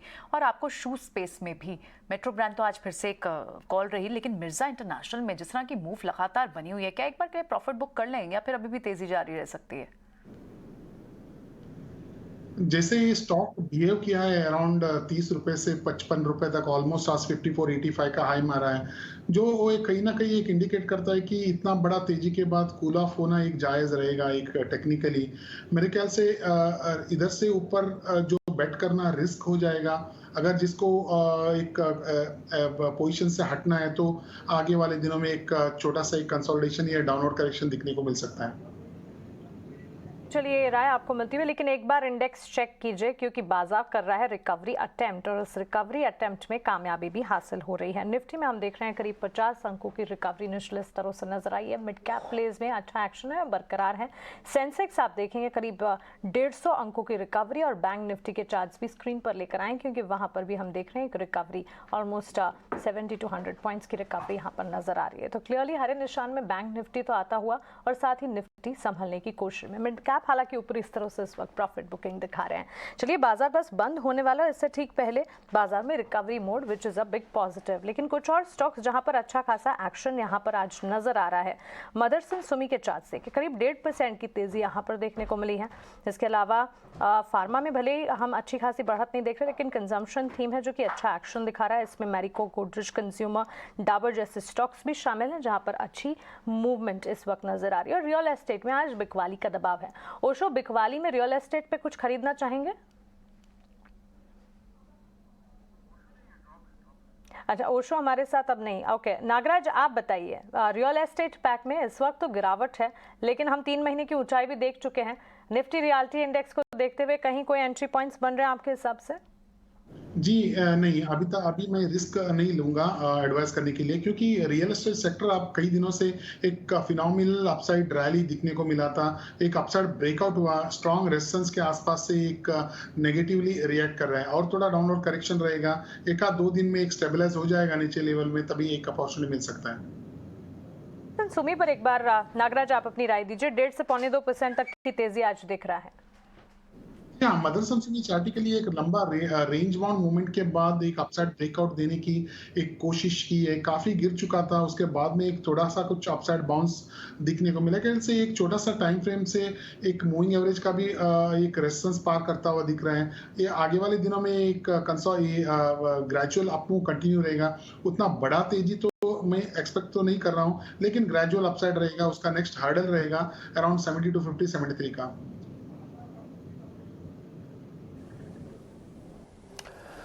ओके ठीक है, 3 ही मिनट रह गए, इनफैक्ट 3.5 मिनट रह गए मार्केट के सिर्फ क्लोज होने में। एक शेयर मेरे को और पता करना है, जरा मैं आपसे पता कर लेता हूँ मिस्टर शेट्टी, अगर आप हैं हमारे साथ तो एक शेयर आप जरा चेक कीजिएगा। हिंडाल्को, क्या बेस बन गया सर इसका? चल सकता है वापस या फिर अभी छोड़ दें इसको?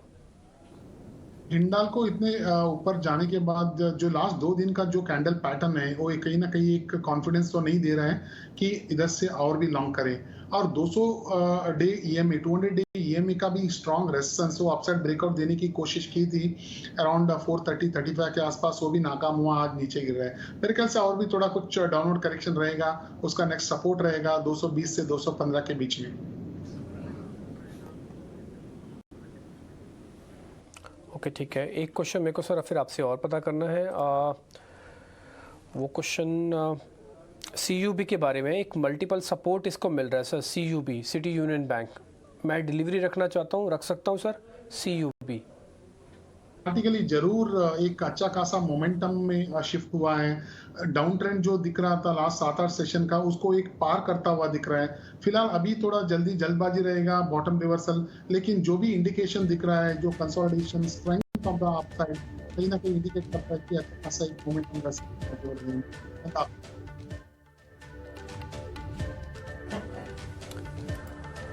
आज की क्लोजिंग कैसी हो रही है? प्रियंका के पास चलते हैं। प्रियंका बताएं आप। आज देखिए बहुत ही टाइट रेंज में कारोबार हुआ। हालांकि बाजार ने सस्टेन जरूर किया था जब ओपन हुआ और उसके बाद कुछ देर तक सेटल जरूर बाजार ला, लेकिन उसमें आपको 100 पॉइंट का टोटल दायरा मिला होगा। लेकिन बड़ी बात यह है कि अपनी जो मेक ब्रेक रेंज में है उसके ऊपर की रेंज पर है, 17,600 के ऊपर ही निफ्टी है।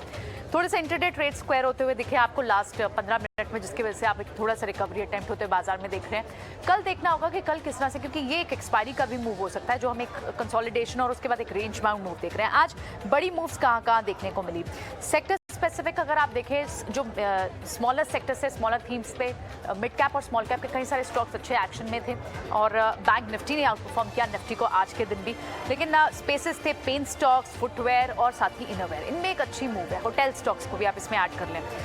निफ्टी की अगर आप 5 बड़े गेनर्स की बात करें तो उसमें अडानी के स्टॉक्स आए, Adani ports, NTPC, Tata Motors में लगातार मूव एक बड़ी है क्योंकि वहाँ पे जेएलआर के बड़े long term plan capex plans की न्यूज़ को बाजार ने और ट्रिगर्स लगातार चल रहे हैं, तो वहाँ पर इस स्टॉक ने और फर्दर पुश किया। 470 के ऊपर अब टाटा मोटर्स को ट्रेड होते हुए देख रहे हैं। पेन स्टॉक्स में आज क्रूड भी सॉफ्ट है और साथ ही पेन स्टॉक्स में एक अच्छी किस्म की रिपोर्ट भी आई, इसका इंपैक्ट आपको क्लियरली दिखा। एशियन पेंट्स भी टॉप 5 गेनर्स में है और आप मिड कैप और स्मॉल कैप के दूसरे एक्सो नोबल, इंडिगो, इन स्टॉक्स में देखेंगे तो वहाँ पर भी एक अच्छी मूव देखने को मिली। दूसरे जो स्टॉक्स है उसमें बजाज ग्रुप के आज बजाज ऑटो में मूव किया, आपको बजाज इलेक्ट्रिकल्स, बजाज होल्डिंग, इनमें ऑलरेडी मूव एक अच्छी खासी बनी हुई है। बजाज ऑटो, हीरो मोटोकॉर्प, इनमें एक अच्छी मूव है टू व्हीलर स्पेस में और आप ये टॉप गेनर्स में देख भी रहे हैं। लूजर्स में आज कौन से स्पेस थे? फार्मा स्पेस में एक बड़ी मूव डिविस लैब जैसे स्टॉक्स में पिछले हफ्ते भी दिखी, सिंगल डे में सर्ज बड़ा देखने को मिला, लेकिन उसके बाद आज एक बड़ी प्रॉफिट बुकिंग पूरे फार्मा स्पेस पे देखने को मिल रही है। इनफैक्ट लोएस्ट सबसे बड़ा ड्रैगर जो है वो फार्मा स्पेस ही है। डिविस लैब हो, डॉक्टर रेड्डीज हो, इनमें आपको प्रॉफिट बुकिंग दिख रही है और आयशर मोटर्स भी अच्छी खासी चाल के बाद आज थोड़ा प्रॉफिट बुकिंग वहाँ पर भी दिख रही है। सेम गोज पर स्टॉक्स लाइक ब्रिटानिया, वहाँ पर भी आप थोड़े प्रॉफिट बुकिंग देख रहे हैं। लेकिन at the same time energy space से मिड कैप गेनर्स, वहाँ पर JSW एनर्जी, कमेंस की, बोफा की नेगेटिव रिपोर्ट के बाद फिर से अब एक मोमेंटम शुरू होता हुआ दिखाई दे रहा है। और दूसरे मिड कैप लूजर्स में बात करें तो बैंक स्टॉक्स हैं। लेकिन बाजार में बड़ी चीज़ ये है कि आप 17,600 के ऊपर इस वक्त ट्रेड कर रहे हैं और यूएस के कुछ इकोनॉमिक डेटा पॉइंट्स आएंगे, वहाँ पे भी अर्निंग्स का ट्रिगर है। हमारे यहाँ आज HCL टेक के नंबर्स आएंगे। IT पैक आप देखें तो एटलीस्ट वहाँ से इतनी बड़ी कोई वीकनेस नहीं है। मैस्टेक जैसे स्टॉक्स ने आउट परफॉर्म किया, 13% तक की मूव आपको दिखाई दी नंबर्स के बाद। कॉनकॉर पे बड़ी रिपोर्ट आई, वहाँ पर आपको एक बड़ी मूव देखने को मिली।